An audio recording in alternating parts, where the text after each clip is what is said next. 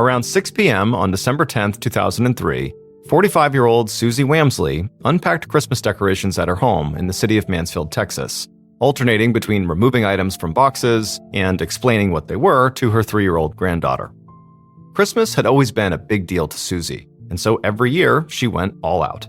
Her 46-year-old husband, Rick, had hung the lights outside last night, and now it was time for her to tackle the interior. And it was extra important to get it done early this year because their neighbors were coming over for a holiday party in just a few days. The thought gave Susie a little twinge of anxiety, and so she twirled her red hair around her finger as she watched her granddaughter inspect an ornament. Just then, Susie heard a camera shutter, and she looked up to see Rick taking a picture of the moment. He winked and told her it was a good one, before plopping down on the couch and showing their granddaughter another ornament from the box. Susie smiled. She was so happy that Rick got to have these moments with their granddaughter. When their own kids had been young, Rick had worked a lot at his accounting job. This had allowed the family to live in a big house in an exclusive neighborhood, but it had also meant that Rick missed out on a lot. He'd spent long hours at the office while Susie stayed home with their kids, Sarah and Andrew. And so it was Susie who had gotten to go to all of Sarah's cheerleading pep rallies and take Andrew on fishing trips. But now that Rick worked from home and so had more time, it was his turn now with their granddaughter. Just then, Susie heard the door open and a voice call out. Seconds later, Sarah walked into the room. Sarah first gave her little girl a big hug, then she stood and greeted Susie and Rick. But right away, Susie noticed that Sarah looked worried. Susie asked her what was up, and Sarah sort of looked down and said sort of sheepishly that she'd gotten another bill. Susie knew that the bill Sarah must be referring to was a legal bill, and it wouldn't be the last. Sarah was right in the middle of a custody battle with her ex-husband, Todd, and Susie and Rick were funding it. Which Susie was more than willing to do, because she knew Sarah was a great mom and they wanted to continue seeing their granddaughter as much as they could. But this whole mess was not the first time Sarah's problems had put a lot of stress on the family. Sarah used to be sort of a typical kid, she was an outgoing, bubbly cheerleader with lots of friends and just did typical teenage girl things. But then by the end of her teen years, she really began leaning into partying and also dating older men. At one point, towards the end of high school, Susie and Rick had even kicked her out of the house. But unfortunately, that had backfired because Sarah had moved in with her ex-husband, Todd, and gotten pregnant. And their relationship resulted in lots of mental health struggles for Sarah and also some substance abuse. But the whole family had still gotten through it, and now Sarah was 25 years old and doing much better. And they had their beautiful granddaughter. So Susie just swallowed down her own complicated feelings about Sarah's newest legal bill and just smiled at her daughter. She told her not to worry about it, she and her father would pay for it. Sarah was visibly relieved and thanked her mother and father. And then not long after that, the family decided to head out for dinner. And at that point, Susie dashed upstairs to let her other child, her 19-year-old son Andrew, know that they were leaving. Andrew still lived at home because he had been going to a community college nearby. However, when Susie got up to his room, she found it was empty. And Susie just shook her head, trying her best to suppress her bitter disappointment. But ultimately, she really wasn't surprised by his absence, because Andrew lately had been spending more and more time out of the house. Andrew had always been a pretty quiet kid, but lately he'd been getting so frustrated and mad so easily and basically fought with everybody in the family constantly. And then, just this past fall, Susie had found out that her son had secretly dropped out of community college, even though she and her husband had just bought him a car for having kept up his grades. And ever since, the mood in the house had been tense, to say the least. So Andrew, probably to get away from that tense feeling, had been spending more and more time out of the house with his girlfriend Chelsea. And so Susie figured that must be where he was now, out with Chelsea, which was sort of a bummer to Susie, because he'd slipped out without saying anything to anyone, even though they had all talked about how after dinner that night, the family was going to decorate the Christmas tree, which was a family tradition, and it looked like he wouldn't be there. But there was nothing she could do, so Susie sighed, left the room, and headed downstairs. Hours later, the family was back at home after having dinner and after decorating the Christmas tree, and Rick and Susie were playing a board game with Sarah and their granddaughter. And they were having a nice time until Sarah finally stood up and announced that she was tired and needed to get her daughter off to bed. And just a few minutes after that, they had left the house, and suddenly the house felt really quiet. Susie looked around the room, which was now a Christmas wonderland after all the decorating they had done. They'd covered the stair banister and the fireplace mantel with wreaths, and the tree was all lit up and bright. There were even presents already under the tree, wrapped and ready for their kids and granddaughter. Susie took a deep breath, inhaling the scent of brownies that she had taken out of the oven just a little bit ago. They were Andrew's favorite, but Andrew was not here. Susie asked Rick if he wanted a brownie, but he didn't answer. And when she looked up, she saw that Rick was starting to doze off on the couch. So she suggested that they both just go upstairs and go to bed. But hours later, Susie lay in bed, completely awake. She still had a million things on her mind, like other presents she still had to buy and the errand she had to run for the party with the neighbors that was coming up later that week. She tossed and turned a bit longer, but when she just could not sleep, she finally just got up and went downstairs, turned on the TV, and laid down on the couch. And sure enough, not long after laying down and suddenly being surrounded by the sparkle of Christmas lights, Susie felt tired and finally drifted off to sleep.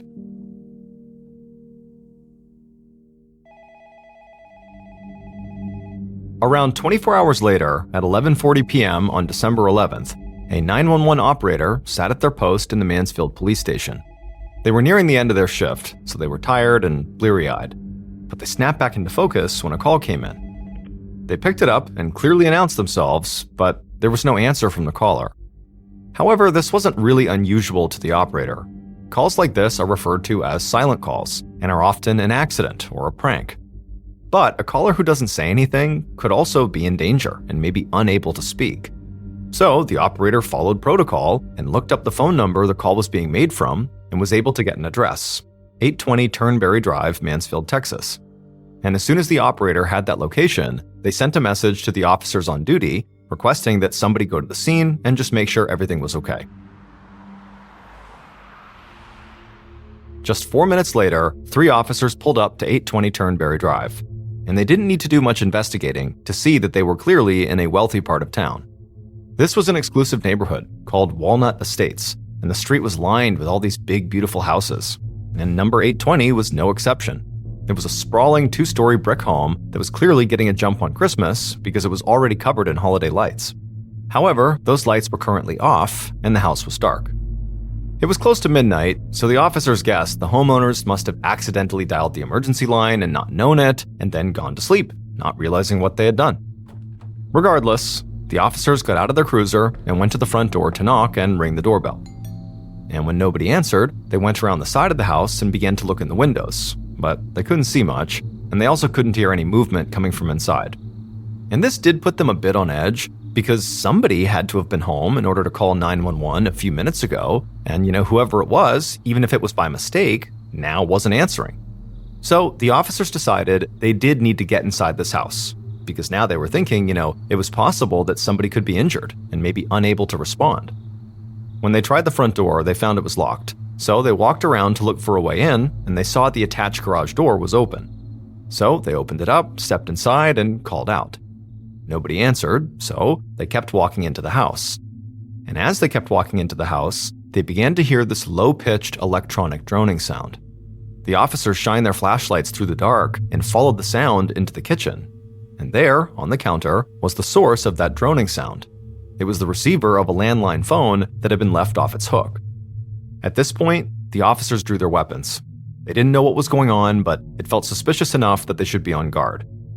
As they made their way out of the kitchen, they moved quickly and quietly, because they really weren't sure what was waiting for them in the rest of the house. But even with their guards up, they were not ready for the scene they stumbled onto in the living room. At first glance, even in the dark, it was clear this room was destroyed. And then as their eyes began to adjust, they saw the room was also covered with blood. There were huge pools of it soaked through the carpet in front of the fireplace, and lamps and furniture had been overturned and spattered with more blood. And then one of the police officer's flashlight beams landed on the couch. And there, under a blanket that was also soaked with blood, was the body of a woman. For a second, none of the officers said anything. Then, another officer shined his flashlight around the room in a slow circle until the light fell on the body of a man, lying face down only a few feet away. 2 victims, both almost certainly dead. The officers called for backup.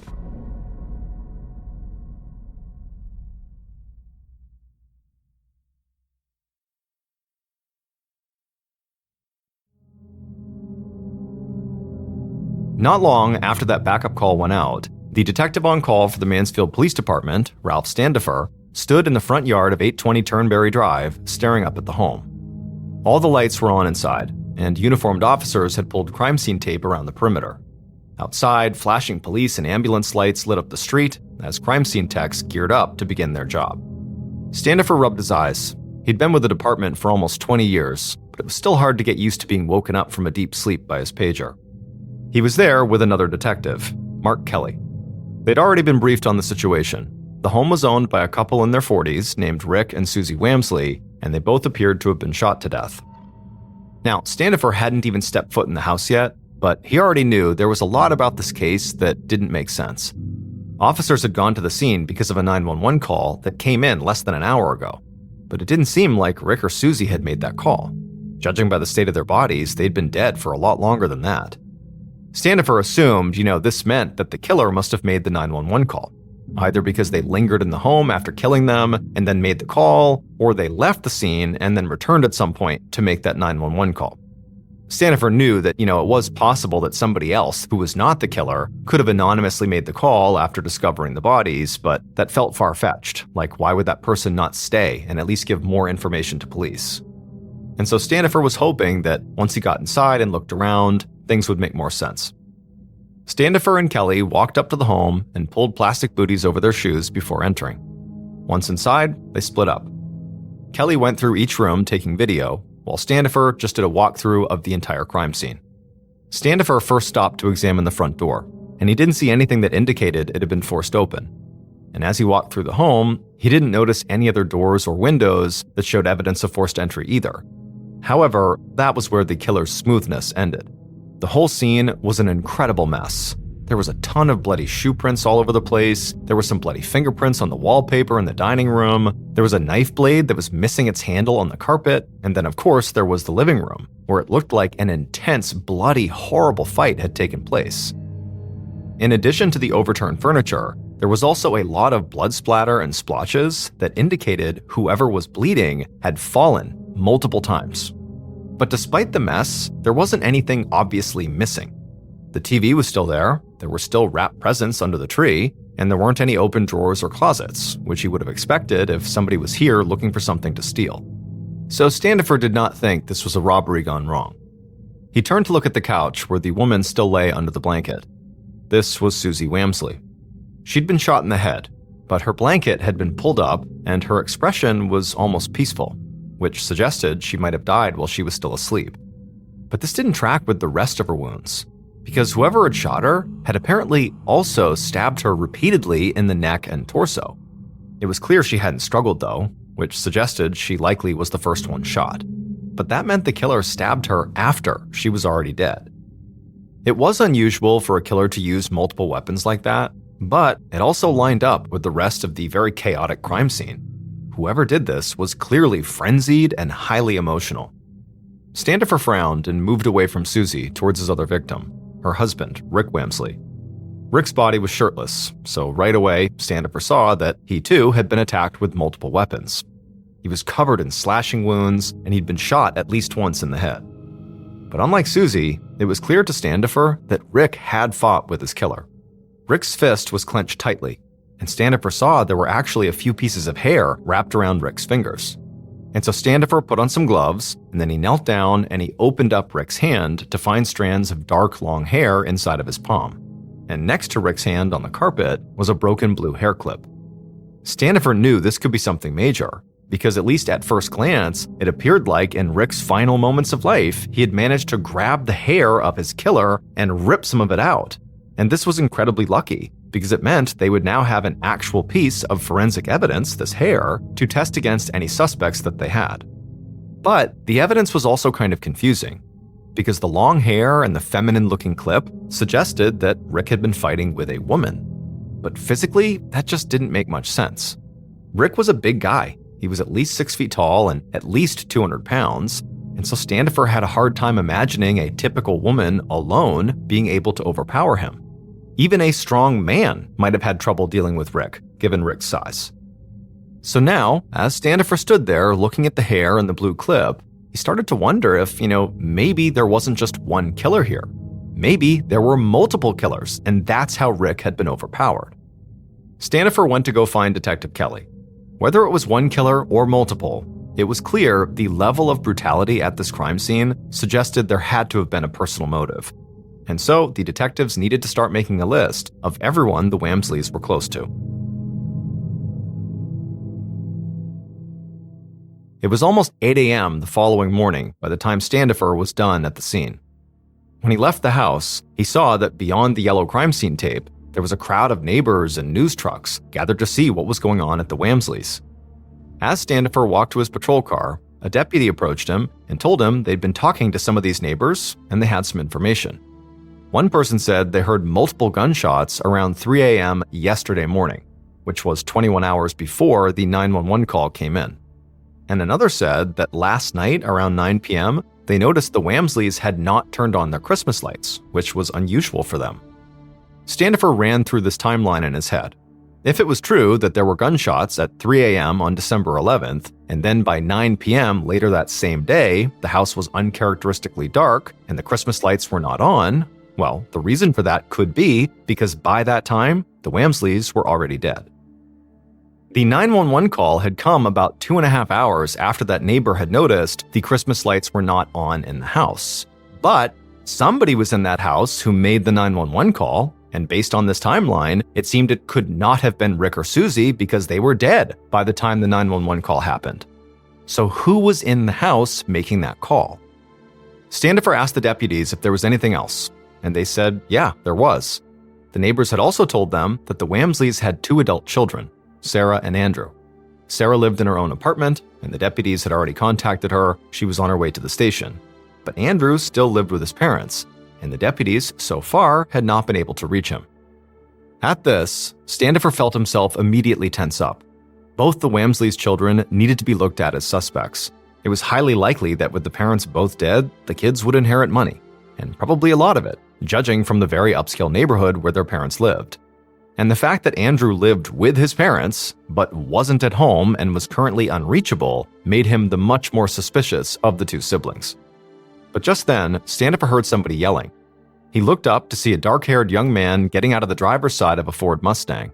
He was gesturing wildly to a police officer who had stopped the car, pointing to the home, the crime scene, and saying that that was his house.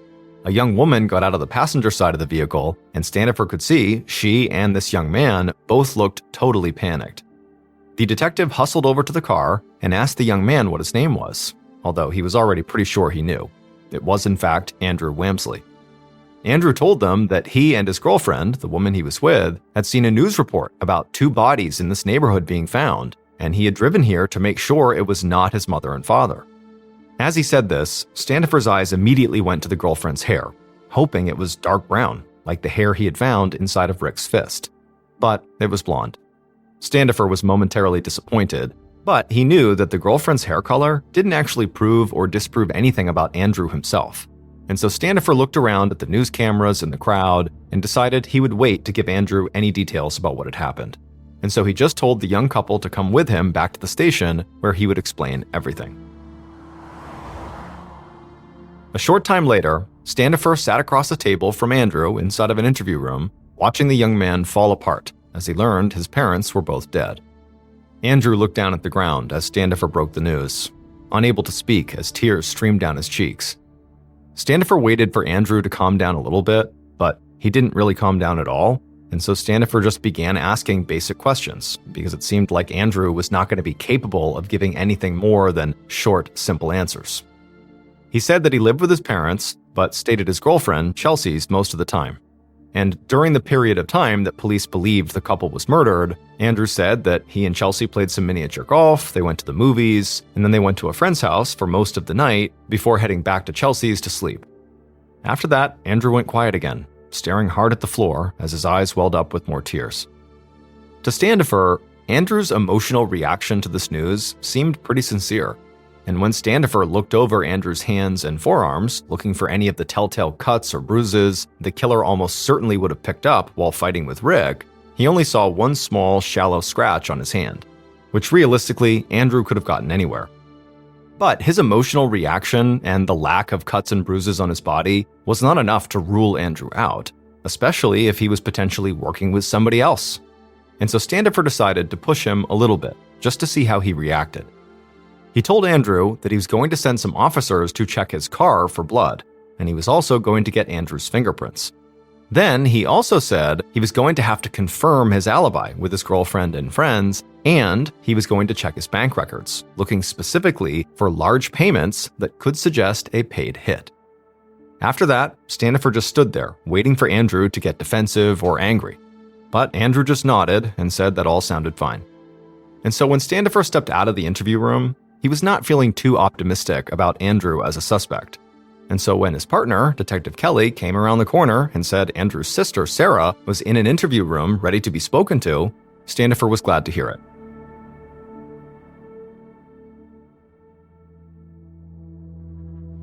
The first thing Standifer noticed when he went into Sarah's interrogation room was that Sarah had long, dark hair, which was roughly the same color as the strands he had seen in Rick's hand. Now, he didn't let his excitement show. Instead, he just sat down at the table and simply asked Sarah what she had been doing on December 10th. Like her brother, Sarah was visibly devastated. But unlike Andrew, who had been barely able to talk, Sarah seemed almost like she was impatient with Standifer's questions. She rattled off her actions on the night of her parents' murder so quickly that Standifer could barely keep up with her. She said that she had gone to her parents' house around 6 p.m. and they had all gone out to dinner. They had all briefly come back to the parents' house after, and then Sarah took her daughter and went home for the night. And Sarah seemed like she might just keep on rambling, but Standifer stopped her and just said, "Look, do you know of anyone who might have wanted to hurt your parents?" And at this, Sarah's eyes widened and she nodded furiously, like she had been waiting for this question. She leaned forward and blurted out that this was exactly what she wanted to tell him. Because 1 month ago, according to Sarah, somebody had tried to kill her and her parents. She said it happened in November. They had been driving on the highway when out of nowhere, they heard this loud banging sound. Worried it could be something to do with the car, they pulled over into a parking lot to see what had happened. That's when they found a distinct bullet hole in the rear of their car, near their gas tank. Sarah said they had reported this to police, but despite looking into it, the police never found a suspect. However, Sarah told Standifer that she always suspected her ex-husband, Todd Cleveland, was the shooter. She told the detective that she and Todd were in a custody battle over their daughter, which her parents were paying for. Todd was furious about it. Standifer sat back in his seat, trying to keep his face neutral, but he felt like a bomb had just been dropped in the middle of his case. The Whamsleys had been shot at twice over a 30-day period. Whoever had killed them was brazen and determined. The detective leaned back and folded his arms as he tried to work out what all this meant to him. On one hand, Sarah had been in the car during that first shooting, which made it very unlikely, but not impossible, that she was involved in that attempt. But she also had no real alibi for the night of her parents' murder, and had admitted she was in desperate need of money. She was also eager to talk, maybe too eager, and she had pointed the finger right at her ex, which could mean she was trying to distract Standifer from looking at her. Or it could mean she was scared, and that Todd Cleveland was the shooter and he was guilty. Luckily though, Standifer didn't have to make any decisions about her guilt or innocence on her demeanor alone. He had those strands of hair from the crime scene. So he told Sarah they would need a DNA sample from her. And Standifer had half expected her to protest, but instead, she agreed immediately. As Standifer left to get one of the evidence techs, he felt more confused than ever. Sarah had seemed like a promising suspect, but her willingness to provide DNA told Standifer she likely did not have much to hide. Standifer suddenly felt the weight of how tired he was. He'd been awake all night, and his exhaustion was making it hard to unravel this case that seemed to get murkier with every clue.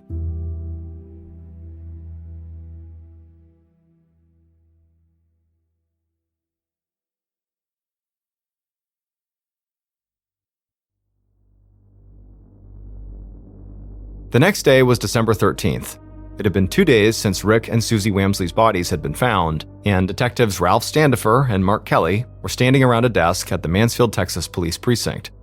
They were going over photos, financial documents, witness statements, and the newly released autopsy results, which just confirmed a lot of what they already knew, that both Rick and Susie had been shot and stabbed, and that Rick had fought back very hard. Standifer was more sure than ever that this was a personal crime. so he and Kelly were going over all of the evidence they had on their two key suspects, the children, Sarah and Andrew Whamsley. In the last couple of days, they had learned a lot more about the Whamsleys and their children. Standifer had been right. The parents had a big estate that their kids were set to inherit. It was worth over $1.5 million. And Rick also had a large life insurance policy as well. And so this gave the siblings a very strong financial motivation for killing their parents. But all Standifer could come up with to this point was evidence that actually ruled both the kids out. They had taken Sarah Whamsley's DNA when they interviewed her, and it was not a match for the hair found at the scene, which didn't mean she wasn't somehow involved, but it meant the only real evidence Standifer had against her was her financial motive and a lack of an alibi. As for Andrew, his alibi checked out. His girlfriend, Chelsea Richardson, confirmed his story. The detectives had also contacted one of his friends, a guy named Jeremy Lavender, and he confirmed that Andrew and Chelsea were with him the night Andrew's parents were killed. Plus, Andrew's fingerprints didn't match the bloody ones that were found at the crime scene. There had also been a preliminary search of Andrew's car, and they hadn't seen any obvious blood yet, although the evidence texts were not quite finished. So, Standifer and Kelly were at the point in this case where they needed to seriously consider other suspects. And luckily, they already had somebody at the top of their list. Sarah had been sure that her ex-husband Todd was responsible for the attack on the Whamsleys that happened a month ago. Standifer had already reached out to the police of the town where the Whamsleys were shot at, and luckily, the officers there had extracted the bullet from their car door. And after testing that bullet, it showed that bullet came from the same gun that was later used to kill the Whamsleys. So, if Todd was a suspect for that attack, well, then by almost default, he had to be a suspect for the murders. So, Standifer grabbed his keys off his desk and flagged Kelly to come with him. It was time to go see Todd Cleveland. When the detectives sat down with Todd at his home, he seemed extremely agitated and sort of rattled. He said he had just heard about the murders, and he was totally stunned. He also said he knew this looked bad for him, but he was adamant he was not involved. He may have been at war with Sarah and Susie, but he liked Rick, and besides, he wasn't around the night of the 10th because he was working. He was a plumber, and he said he had a few emergency jobs that night and in the early morning too. Standifer and Kelly stayed for a bit longer, but they didn't get much more out of Todd. So eventually they left and headed back to the station, and right away they called Todd's plumbing clients to confirm his alibi. And sure enough, it all checked out. Once again, the detectives were back to square one.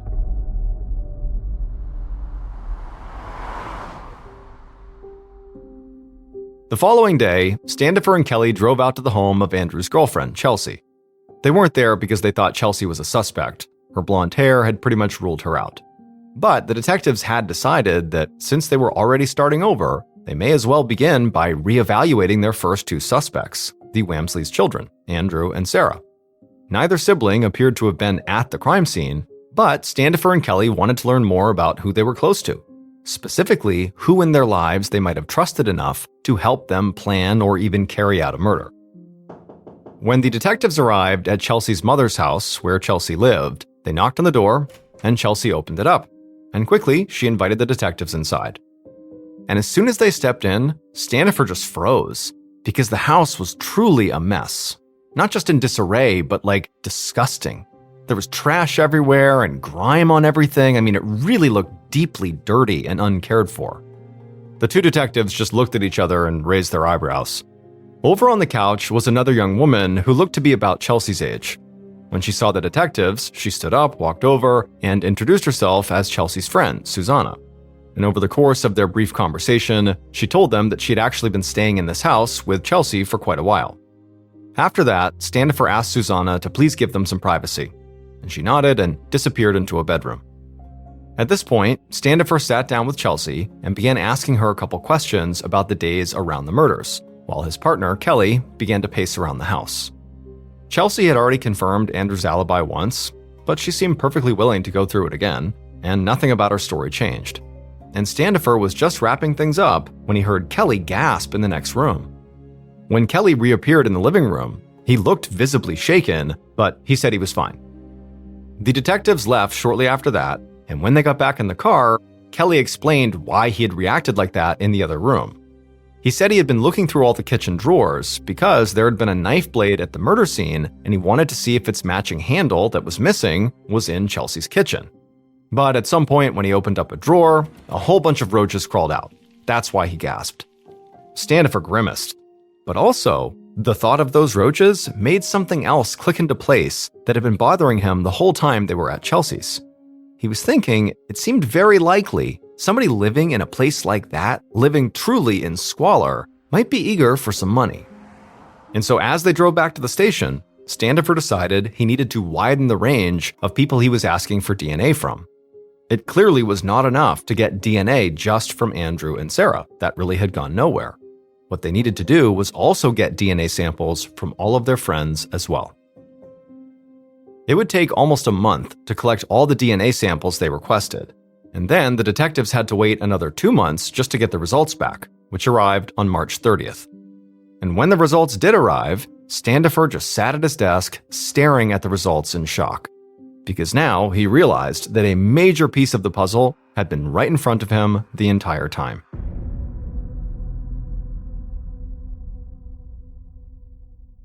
Based on these DNA results, the investigation, and also a confession, here is a reconstruction of what police believe happened to Rick and Susie Whamsley in the early morning hours of December 11th, 2003.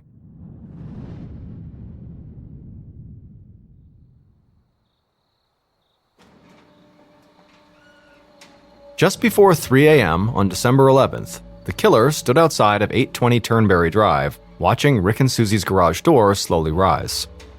As they waited for it to open all the way, they felt both dread and also a sense of nervous anticipation. They had been talking about killing Susie and Rick for months, and actually, they had already tried to do it once before. But now, if everything went according to plan, it was actually going to happen. Once the door was fully open, the killer slipped inside, and as they entered, they could hear the sound of footsteps right behind them, their 2 accomplices. All 3 very quietly began to creep through the home, and as they passed through the kitchen, 2 of them grabbed knives. They already had a gun with them, but they figured it didn't hurt to be as prepared as possible. The house was completely silent. It was obvious both Rick and Susie were asleep. The killer was eager to get started, because in their mind, Rick and Susie had more money and a better life than they deserved, and it just was not fair. The killer had nothing, and so killing Rick and Susie would not only feel good, but it would be the answer to all of their problems. On the other side of what they did this night was going to be a much better life. And so with the gun in hand, the killer walked down the hallway to the living room where they found Susie, asleep on the couch under a blanket. And the killer, as soon as they were standing over her, raised their gun, aimed it at Susie's head, and fired a shot. And immediately, the killer then hurried upstairs to the bedroom where Rick was, and they shot at him too. Except this time, their aim was off. Their bullets hit the doorway outside the bedroom, and as Rick jolted up, the killer fired again. This shot hit Rick in the temple, but Rick didn't fall. Instead, to the killer's horror, he ran at the killer and began to fight them. The killer struggled with Rick, and before they knew it, they both were in the living room where Rick managed to force the killer to drop the gun. At this point, one of the 2 accomplices tried to get Rick off the killer, but while Rick was being pulled away, he managed to grab the killer's hair and ripped some of their hair out of their head, along with their hair clip. When Rick then tried to turn and run for the front door, the other accomplice grabbed the gun from the ground and shot Rick in the back, which caused him to finally collapse. But he still wasn't dead, and he looked up at the killer and the accomplices to ask why they were doing this. But the 3 of them just stared at Rick in shock. They hadn't realized how hard it was going to be to kill someone. And so now they were actually wondering if just shooting Susie once was actually enough to kill her. And so instead of talking to Rick, the killer and one of the accomplices began simultaneously stabbing Rick and Susie over and over again until they both were for sure dead. The trio then fled the home, and the primary killer spent the rest of the night totally excited about the good fortune that would almost certainly befall them once the bodies were discovered. But after that whole day passed, the next 20 or so hours passed, there still had been no indication that anybody knew Rick and Susie were dead. And this was a problem for the killer and their accomplices, because the sooner the bodies were found, the sooner they would get access to the money that they had killed for. So, just before midnight, they returned to the crime scene, picked up the landline phone, and dialed 911. Then, without saying anything, they placed the phone receiver on the counter and fled the house for a second time. When Detective Standifer got the DNA test results back from the hair that had been found at the crime scene, it told him exactly who had attacked Rick. But the hair didn't actually match any of his suspects. It belonged to someone that they actually hadn't even interviewed. The hair was a match for Susanna Toldano, the same Susanna who was a friend of Andrew's girlfriend, Chelsea, who was present at her house the day they went to go re-interview her. It would turn out Susanna was the one who had fired at Rick and Susie's car back in November. And on the night of the actual murders, it was Susanna who shot Susie and fought Rick. She was the primary killer. Susanna did this because she needed money, and she had actually been promised a large chunk of it by her accomplices, Andrew and Chelsea. It was Andrew and Chelsea's idea to murder Susie and Rick. Andrew was furious with his parents because they had cut him off financially after they found out he'd secretly dropped out of college. He was also in love with Chelsea, who didn't have a lot of money, and she lived with a single mother who had to work multiple jobs to barely keep their family afloat. And so the plan was made to murder the parents for money. But it was ultimately Susanna who pulled the trigger. Susanna, Chelsea, and Andrew were all convicted of murder, and they were all sentenced to life in prison. As for Sarah, she had nothing to do with the murders, and she has never healed from the loss of her parents.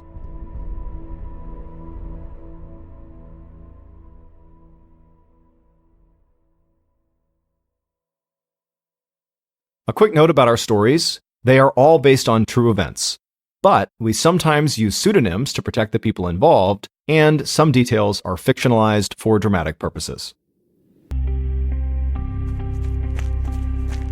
On a sunny morning in 1993, 42-year-old Roberto Nunez was on his daily run through his hometown of Granada, Spain. And as usual, along this route, he ran past delivery trucks parked outside of restaurants, and kitchen workers carried crates of food from these trucks into the back of the restaurants to prepare for the day's meals. Now, Roberto had never really paid these restaurants much attention. He was an athlete, and to him, food was just fuel, not some delicacy. But that morning, right after passing by the restaurant and smelling the smells of the food, he happened to run past a local bookshop. And for whatever reason, something in that bookshop caught his eye. It was a fine dining cookbook, beautifully displayed in the front window. And for some reason, Roberto stopped his run and just stared at this cookbook. Something about the meal on the cover just looked irresistible. He was so drawn to it, he could almost taste the food in his mouth. Moments later, Roberto found himself inside the bookstore, asking for a copy of that book.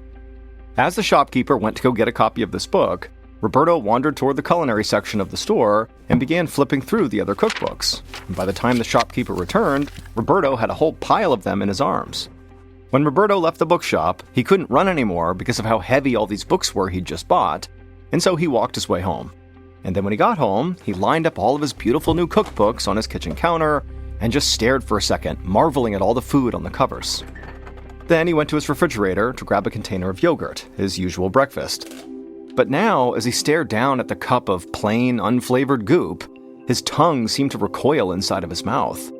He felt like he could almost taste the plastic container and metal spoon before he even took a bite.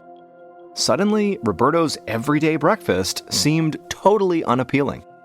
And so for the first time in his entire adult life, Roberto decided to take himself out for breakfast. He walked to the nearest open cafe and read their extensive menu, and all the items sounded delicious. Unable to choose, he just asked the server to bring him the most popular dish and one of every side dish on the menu. 20 minutes later, Roberto's little cafe table was so full of plates, he could barely find a spot to set down his espresso mug. Roberto stuck his fork into a potato omelet seasoned with chives and garlic. He took a bite, and it felt like his tongue was exploding with pleasure. He'd had all these foods before, but they had never triggered a response like this. He felt a rush of joy as he leaned over his cafe table and devoured every bit of food his stomach could fit. A few weeks later, Roberto was pacing in his kitchen on the phone, making reservations at one of the most exclusive restaurants in Granada.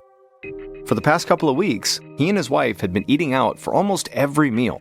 Roberto didn't know what had come over him. He'd never been a food person, but now he was spending nearly all his time researching the best restaurants in Granada and then making plans to dine at each of them. Meanwhile, his running shoes sat abandoned in his closet. In fact, he hadn't gone running even once this week. Roberto was a marathon runner, but his heart just was not in running anymore. He'd totally stopped counting calories and monitoring his carbohydrate and protein intake. His only long-term goal at the moment was a grand European road trip so he could try all the famous restaurants he'd been reading about. In fact, calling a travel agent was the next item on his to-do list. He intended to eat at every single Michelin-rated restaurant in the entire world. Roberto finalized another restaurant reservation and then hung up, marking the appointment on his calendar, and then he called the next restaurant on his list. 4 years later, Roberto sat at his computer typing up a restaurant review. By this point, his entire life now revolved around food. Every free second was spent eating, planning to eat, or traveling to the best restaurants all over the world so that he could write about them. Roberto looked a lot different now, too. Roberto had really not been running at all over the past few years, and between that and his sedentary lifestyle and new love of gourmet food, he'd gained a good 60 pounds. He'd had to buy a completely new wardrobe, but Roberto didn't mind. He'd actually never had so much fun in his life as he had now, being a foodie. The passion he now felt for food rivaled the sense of accomplishment he used to feel at the end of marathons. It was like he had finally found his real life's purpose. Roberto sat back in his home office chair and closed his eyes, trying to remember the subtlety of a glaze he'd tasted at lunch. He breathed in deeply, then sat up looking around. He breathed in again, and a warm, savory scent filled his nostrils. His entire apartment was suddenly filled with this heavenly aroma, even though he wasn't cooking anything at all. It took him a minute to place this wonderful smell, and then he had it. It was his mother's cooking, a spicy potato dish she used to make him when he was a kid. Confused, Roberto went to the kitchen, wondering if maybe his wife had come home and started making dinner without him noticing, but no, the kitchen was dark and empty. So Roberto wandered the house, running scenarios through his mind that might explain the smell. At first he thought, maybe a window was open and outside smells were coming in. But when that wasn't true, he began to wonder, did somebody break in and were they eating inside of his house? Now he knew that made no sense, but the more he wandered the house, the stronger the smell of his mother's cooking became, but there was no reason for it to be in his apartment. It just made no sense. Roberto was feeling freaked out, especially when, moments later, the smell changed from delicious to sour. He stopped and covered his nose as a chemical-like odor filled the apartment. But even with his nose covered, he could still smell it. Worse, he could taste it on his tongue. He gagged a little, then went to the kitchen to spit in the sink. He flung a window open, trying to air out the smell, and then as quickly as the smell had come on, it disappeared. Roberto stood in his living room feeling very unnerved, trying to tell himself that there had to be some rational explanation here. He told himself that it must have been a neighbor cooking a familiar recipe and accidentally burning it on the stove. But despite his best efforts to convince himself that that really happened, he still felt very unsettled as he went back to his computer to finish his review. A month later, Roberto was at a local cafe enjoying one of his favorite breakfasts, a potato and chorizo omelet with a side of fruit and some bread. He'd just finished slathering the bread with some butter when his nose caught a whiff of that same savory scent he had smelled inside of his apartment. The smell was his mother's cooking, specifically her huevos rotos, a traditional Spanish breakfast she used to make when he was a kid. Roberto looked around, wondering if the smell was coming from a neighboring table, but he was the only one with a plate of food. Roberto picked up his espresso and breathed in deeply, knowing the smell of coffee beans can clear your palate. But when he set the cup down again, that smell was still there. Roberto told himself not to panic, but he was worried. He decided that perhaps it was time to see a doctor about all these phantom smells. A few days later, Roberto was at a neurologist's office explaining how he was smelling all these things that weren't actually there, and he was concerned that he was losing his mind. Now, the neurologist didn't want Roberto to panic, but he did think Roberto might be experiencing smell hallucinations. And they're rare, but very real, and they can be the sign of something dangerous. The doctor explained that smell hallucinations can be caused by head injuries, upper respiratory infections, and in some cases, brain tumors or Parkinson's disease. Roberto did his best to stay calm, He didn't know what he'd been expecting when he got here today, but certainly not being told he could have a brain tumor or Parkinson's disease. The neurologist could clearly read the fear in Roberto's eyes because he immediately told him, don't worry, they'd run some tests and narrow down the possibilities, then figure out what was going on. They'd start by ordering an MRI. Roberto nodded, still feeling very uneasy. And a few hours later, his unease quickly turned to fear as the neurologist showed Roberto his MRI scan and pointed to a long, slender tumor on his right temporal lobe of his brain. Roberto felt petrified as the neurologist explained that the tumor was called a fibroblastic meningioma. It was putting pressure on Roberto's brain and causing him to have these smell hallucinations. The doctor explained that they'd have to surgically remove this tumor. Roberto felt a surge of adrenaline as he imagined himself undergoing brain surgery. He was going to be sick. He bent over, his arms on his knees, trying to catch his breath. And at the same time, the neurologist assured him that they would take very good care of him. The doctor said he would be with Roberto every step of the way. Roberto stood up and nodded. He knew he needed to call his wife and break the terrible news. But then after that, he would call his favorite restaurant to get takeout for dinner. He was in the mood for some comfort food. A few weeks later, Roberto was at home on his couch watching his favorite cooking show on TV. His head was still bandaged from his 14-hour brain surgery, which his neurologist said had been a success, and Roberto had been making slow but steady progress in his recovery. As he flipped through the channels, the mouth-watering smell of roasted chicken suddenly filled the room. And for a second, Roberto was terrified. Was this another smell hallucination? Did the surgery not work? But then he looked up and saw his wife enter the living room carrying 2 plates of roasted chicken, his dinner. His stomach rumbled, and he thanked his wife as she set his plate down on the coffee table and helped him sit upright. Roberto had not had a single smell hallucination since his surgery, and he was hoping that that meant he was cured. And so feeling like he had a new lease on life, Roberto looked forward to getting back to his food blog and the long list of restaurants he still wanted to try. 12 years later, on March 3, 2010, Roberto, who was now 58 years old, stood on the scale at his neurologist's office for a routine follow-up. Even though it had been over a decade since his brain surgery, he still had to get regular MRI scans to make sure there was no new tumors in his brain. The nurse took note of Roberto's weight. By this point, Roberto had gained approximately 110 pounds since he first took an interest in food. But this just didn't really bother him. He knew he'd been gaining weight steadily over the years, because after all, he ate rich and decadent foods for almost every meal, something he just loved to do. And besides, his career in food had really become quite incredible. Roberto was now a widely recognized and respected food critic. He wrote for prestigious magazines and gastronomy guides, and had been featured in a few newspapers. After that day's scan, Roberto waited inside of his neurologist's office, expecting the same results he got after every other appointment, all clear and good to go. Except this afternoon, his neurologist did not look too happy when he came through the door. He told Roberto that the MRI today showed a growing lesion and mild damage in the same areas where his tumor had been, and he believed that the lesion was likely left over from his surgery a decade ago. Roberto was shocked and asked the doctor if this meant more brain surgery. But the neurologist assured Roberto that this lesion was small. So small, in fact, they could very likely manage it without having to resort to surgery. Instead, they would do something called radiosurgery, which is when very focused beams of radiation are used to treat cancer cells in other tissue without any incision. Roberto liked the sound of that and scheduled the radiosurgery for later that week. A month later, Roberto parked his car along a street in Granada and adjusted his tie. Then he opened the passenger door for his wife, and the two of them began walking up the sidewalk on their way to a restaurant opening. And as they strolled along the boulevard, Roberto told his wife the good news. He'd had a follow-up doctor's appointment at his neurologist that afternoon. He'd completed his radiosurgery appointments at the start of the month, and now his neurologist told him that his lesion had shrunk by more than 25% and was no longer pressing on his temporal lobe. His neurologist felt optimistic that the lesion would soon be gone, and Roberto would be in full remission. As they neared the restaurant, Roberto's wife gave him a kiss and told him this was fantastic news. She was so relieved. Then the hostess led Roberto and his wife to their table and removed the shiny gold reserved placard as they sat down. The new restaurant was buzzing with anticipation. It was chock full of well-dressed diners, all clearly looking forward to an excellent night of food.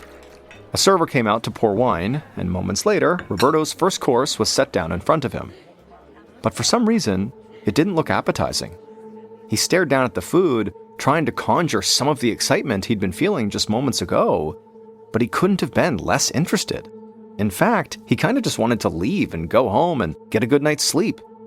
But Roberto was a professional, so he made himself eat every course they brought out to him. However, later that night, when he was working on the review, Roberto had to admit that his heart just wasn't in it. And so for the first time in more than 15 years, food just didn't really interest him. And the next time Roberto saw his neurologist, he learned why. It would turn out the tumor and lingering lesion pressing on Roberto's temporal lobe, known as the amygdala, was what had caused not only his hallucinatory smells, but his extreme interest in food. The pressure from the tumor created a brain injury, which in very rare cases can trigger a bizarre brain and eating disorder called gourmand syndrome. People who suffer from this condition can literally become completely obsessed with fine dining. They become preoccupied with food and sometimes become compulsive eaters, even if they had formerly been very health conscious. And that's exactly what happened to Roberto. Once Roberto's tumor was removed and the lesion was finally reduced, Roberto's love for food basically completely faded. However, despite that, Roberto did not give up on his career. He kept working as a food critic, even if his job was not nearly as enjoyable as it was before.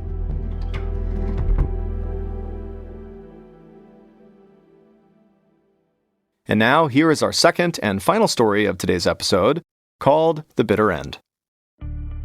One morning in 2022, a 64-year-old woman named Beth shuffled into her kitchen in Ontario, Canada.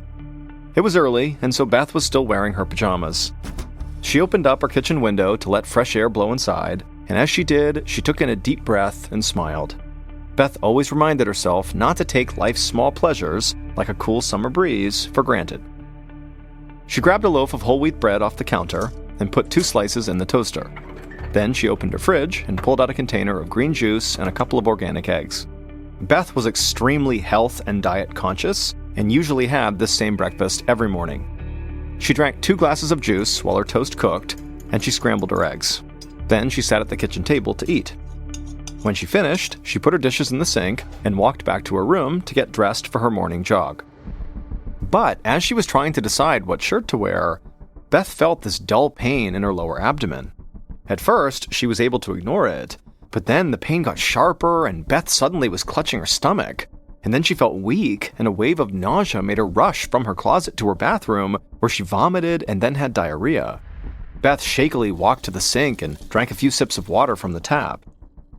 When she looked in the mirror, she saw that her face was beet red. She could feel her heartbeat thudding in her throat, and so she brought 2 fingers up to her neck and began to count her pulse.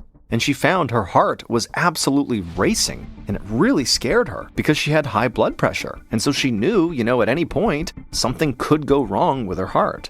And so suddenly, Beth feared she might be having a heart attack. She stumbled back to her kitchen, she grabbed her landline phone off the counter, and she dialed 911. Less than half an hour later, Dr. Jacob Adams heard a siren blaring as an ambulance pulled up outside of the University of Ottawa's Montfort Hospital. A paramedic hopped out of the back of the vehicle and rushed into the emergency room, shouting to the doctor that, "Hey, we have a patient who's in shock here." And so Dr. Adams immediately ran with the paramedic out towards the ambulance, knowing he had a very sick patient on his hands.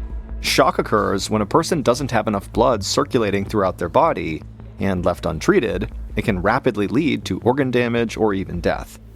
And this patient, Beth, was already in bad shape. The paramedic said that she was vomiting, she had diarrhea, and her blood pressure was dangerously high. Another paramedic followed closely behind the first, and together, they brought Beth into the emergency room on a gurney. Dr. Adams saw how pale and confused she looked, and knew there was no time to waste. He directed the EMT to wheel Beth into the nearest exam room, while the other paramedic briefed him on Beth's medical history. They told the doctor that Beth had been relatively healthy until today, but she had been taking medications for 2 conditions, high blood pressure and a thyroid deficiency that can leave patients feeling tired and looking pale. Otherwise, she was taking no other drugs. She didn't even take vitamins or over-the-counter supplements. The paramedic said Beth had deteriorated right before their eyes. When they first arrived at Beth's house, she was able to talk to them about her fear that she was maybe having a heart attack. But since then, she had gotten so much sicker that now she could barely talk. Dr. Adams nodded and thanked the paramedics for bringing her in. Then he watched as the ER nurses went to work on their very unstable patient. One nurse checked Beth's temperature, another inserted an IV needle, and a third wrapped a blood pressure monitor around her arm. At first, it showed that Beth's blood pressure was elevated, but suddenly, it plummeted 100 points. Beth's arms went limp, and she looked like she was struggling to breathe. And so within seconds, Beth's blood pressure had gone from being dangerously high to being so low that she could lose consciousness any second. Dr. Adams took one of Beth's hands and squeezed her fingers, making her skin turn white.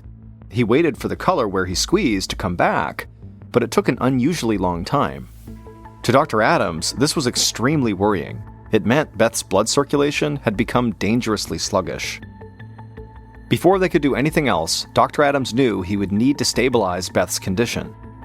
He asked a nurse to start her on an IV fluid drip, and almost as soon as the fluids entered Beth's bloodstream, her blood pressure started rising and her breathing returned to normal. After a few minutes, Beth began to speak, albeit in a strained voice, saying that her stomach was killing her. She said she kept getting these horrible, sharp cramps in her lower abdomen. Dr. Adams assured Beth they would figure out what was going on, but they had to perform a lot of different tests as quickly as possible to do that. And so he told her the best thing she could do was try to stay calm and just focus on her breathing. Beth looked scared, but nodded her head in agreement. Then Dr. Adams called in 3 different medical technicians who all surrounded Beth.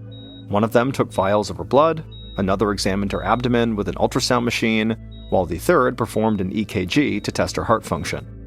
Meanwhile, Dr. Adams stood off to the side and considered all of his patient's symptoms, and he began to think about a couple of different things that could have caused her to go into shock. Maybe she was having an allergic reaction, or maybe she swallowed some kind of poison, or maybe she was fighting a severe infection. Now, the first two, allergic reaction and poison, were tough to address right now, but the severe infection could be treated right away. So Dr. Adams called for a nurse to start Beth on broad-spectrum antibiotics, hoping this would stop a potential infection in its tracks. While a nurse gave Beth a dose of antibiotics through her IV tube, one of the medical technicians finished taking Beth's blood. Dr. Adams told him to have the blood tested for signs of infection, and also to run an emergency toxicology test to see if there were any traces of poison inside of Beth's body. At almost the same time, the ultrasound technician pulled up black and white images of Beth's digestive system onto a computer screen and told Dr. Adams that they didn't see anything out of the ordinary, like fluid buildup or a bowel obstruction. However, the technician who was doing the EKG had much more ominous news. They said the left side of Beth's heart was working much harder than it should have been, a sign that her heart was not functioning correctly. It could mean that the right side of her heart was failing, and so as a result, the left side was trying to make up for it, which Dr. Adams knew could easily put Beth's life in danger. But, alarming as the EKG results were, they didn't help Dr. Adams determine what was actually causing Beth's intense distress. He needed to get a better understanding of how all of her internal organs were functioning. So he decided to bring her into the radiology department for a CT scan, which would take pictures of the inside of her body. The scan only took about 15 minutes, but it revealed that Beth's problems went beyond her heart. Dr. Adams saw that her small intestine showed signs of inflammation or even a possible obstruction. Though the earlier ultrasound of her abdomen had looked normal, the doctor no longer believed that was accurate. He could tell from the more detailed CT scan that something was wrong after all. And suddenly, Dr. Adams had an alarming thought. Maybe Beth was bleeding internally inside of her digestive system. Severe internal bleeding could explain a lot of Beth's symptoms, including nausea, vomiting, diarrhea, and her sudden drop in blood pressure. But this would be a terrifying diagnosis. If Dr. Adams didn't locate and stop the bleeding right away, Beth could bleed to death. A few minutes later, Dr. Adams received the results of Beth's blood work. Her toxicology report came back normal, meaning technicians had not found any poison in her system, but on the other hand, the results showed she did have elevated levels of a protein found in red blood cells, which did seem to indicate she did have internal bleeding. And just as the doctor set her test results aside, Beth's blood pressure suddenly plummeted again. She went pale and her breathing became labored. Dr. Adams looked up and noticed her IV fluid bag was empty, so he quickly replaced it with a full one, and as soon as the fluids flowed into her system, just like the last time, her blood pressure immediately stabilized. But to Dr. Adams, this was not a good sign. If Beth was rapidly bleeding internally, IV fluids would keep her going for a while, but eventually it would not be enough, and so she needed a blood transfusion as quickly as possible. And at this point, Beth looked sicker than ever. She groaned in pain and then leaned over the side of her hospital bed and vomited up blood. Now, Dr. Adams was certain that she was bleeding internally into her stomach, which was why she was throwing up the blood. He immediately called in a nurse, who began giving Beth a blood transfusion. He also continued giving her IV fluids and started her on drugs that would keep her blood pressure up and reduce acid in the stomach to hopefully slow the bleeding. After all that, Dr. Adams transferred Beth to the intensive care unit, where they met with a gastrointestinal specialist named Dr. Christina King. Dr. King said she needed to insert a tiny camera down Beth's throat and into her abdomen. That way, she could see firsthand where the blood was coming from. Dr. King turned to Beth, whose face was scrunched up in pain, and explained the procedure. Beth would be put under light anesthesia for about 30 minutes, and during that time, Dr. King would insert a tube with the camera on one end into Beth's esophagus and down into her stomach. Beth looked uneasy, but she was so sick that a tube going down her throat seemed like a small price to pay for some answers. She said okay, and the doctors got to work prepping her for the procedure. About 15 minutes later, Beth had been put under anesthesia and was lying on her side on a bed in her ICU room. Dr. King stood beside her and carefully inserted the long, thin tube down her throat. Dr. King could see the inside of Beth's esophagus on a screen right beside her bed. Dr. King moved the tube further down Beth's digestive system, and as soon as the camera entered Beth's stomach, Dr. King saw that her stomach lining was swollen, red, and bleeding. The bleeding was not severe, but the doctor knew that was only thanks to the drugs that Dr. Adams had given Beth. Later that afternoon, Dr. King sat in the ICU with Beth, who was still sedated from her procedure. Beth did look much better than she had just a few hours ago, and Dr. King was glad that the treatment she and Dr. Adams had come up with seemed to be working. Her internal bleeding had largely stopped, at least for now, and so for the time being, Dr. King could really focus on why Beth was bleeding internally.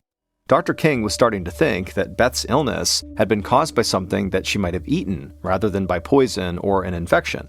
And so once Beth woke up from her procedure, Dr. King asked her if she'd eaten anything out of the ordinary that morning before she'd gotten sick. Beth initially said no. She'd had the same breakfast she ate every single morning: whole wheat toast, organic eggs, and homemade green juice. However, Beth said, now that she thought about it, her juice had tasted a bit more bitter than usual. Dr. King asked what kind of juice it was, and Beth said, she made it herself from a type of green squash called bottle gourds that she had bought at the store. She'd heard that bottle gourds were a really great health food, and so for the last several years, she'd been pureeing the vegetables into a juice that she would drink every morning. Dr. King just stared at Beth, because suddenly she knew what was going on with Beth, and it made perfect sense. Beth had given herself a nearly fatal case of toxic squash syndrome. It's a very rare condition that results from eating poisonous chemicals sometimes found in squashes and gourds. These toxins are called cucurbitacins, and they taste very bitter. Over hundreds of years, people have bred squashes to have only trace levels of these toxins. But sometimes the plants can still develop high amounts of cucurbitacins as they grow, and people who eat a lot of those types of vegetables can get dangerously ill. Beth went to her local grocery store and unknowingly bought bottle gourds that did contain a dangerous amount of these toxins. Then she pureed the vegetables and drank the juice, and the only thing she noticed was a slightly bitter taste, until just minutes after breakfast, the toxins caused her stomach lining to start bleeding, and Beth went into shock. Her case was the first of its kind ever reported in Canada. After 5 days in the ICU, Beth was finally healthy enough to return home. 2 weeks later, her doctors called to check on her condition, and she told them that she was feeling fine, except for one symptom. In the past few days, her hair had begun falling out. Her doctors told her that this was actually normal, delayed onset hair loss had been reported in a number of cases of toxic squash syndrome. Despite her hair loss, which was actually only temporary, Beth would go on to make a full recovery and go back to her normal life, though she found another kind of juice to drink at breakfast.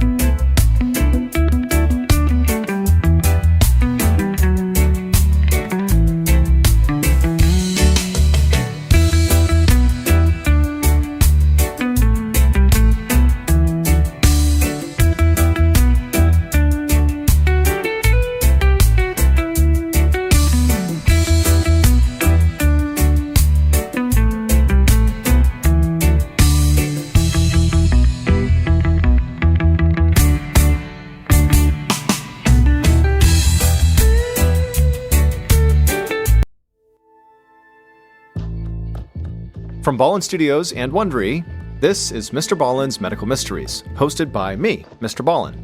A quick note about our stories: we do sometimes use aliases because we don't know the names of the real people involved, and also, in most cases, we can't know exactly what was said in these stories, but everything is based on research. And also a reminder, the content in this episode is not intended to be a substitute for professional medical advice, diagnosis, or treatment.